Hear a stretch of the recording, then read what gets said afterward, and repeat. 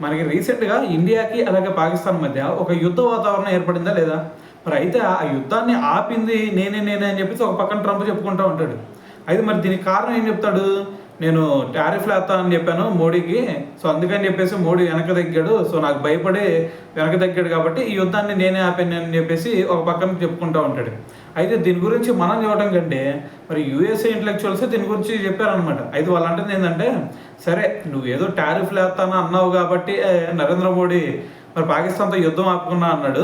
మరి అదే నువ్వు టారిఫ్‌లు ఏత్తా అన్నప్పుడు రష్యా దగ్గర నుంచి కూడా మరి కొనుగోలు ఆపేస్తాడు కదా! మరి ఎందుకు కొనుగోలు ఆపలేదు? అంటే మీ మధ్య టారిఫ్‌ల గురించి ఎటువంటి మాట రానట్టే కదా! దాని తర్వాత టారిఫ్‌లు విధించినా సరే మళ్ళీ నరేంద్ర మోడీ గారు మీ దగ్గరికి ఏమన్నా వచ్చి మాట్లాడారా?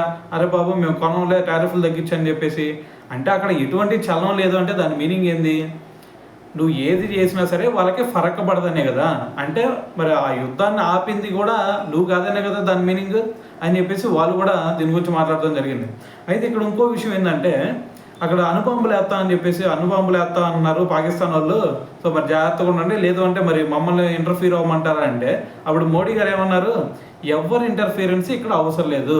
వాళ్ళని ఏ విధంగా దెబ్బ కొట్టాలో మాకు తెలుసు. ఏ విధంగా వాళ్ళకి బుద్ధి చెప్పాలనేది మాకు బాగా తెలుసు. సో, కాబట్టి ఎవ్వరి ఇంటర్ఫియరెన్స్ అవసరం లేదని చెప్పేసి ఫోన్ కట్ చేసి, దాని తర్వాత ఏం చేశారు?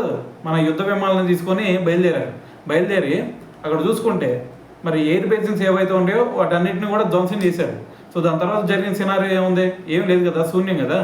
సో, మరి దీన్ని బట్టి ఈ మాటలన్నీ చూస్తా ఉంటే ట్రంప్ మోడీ గారికి భయపడుతున్నారా? లేదు అంటే మోడీ గారు ట్రంప్ గారికి భయపడుతున్నారా?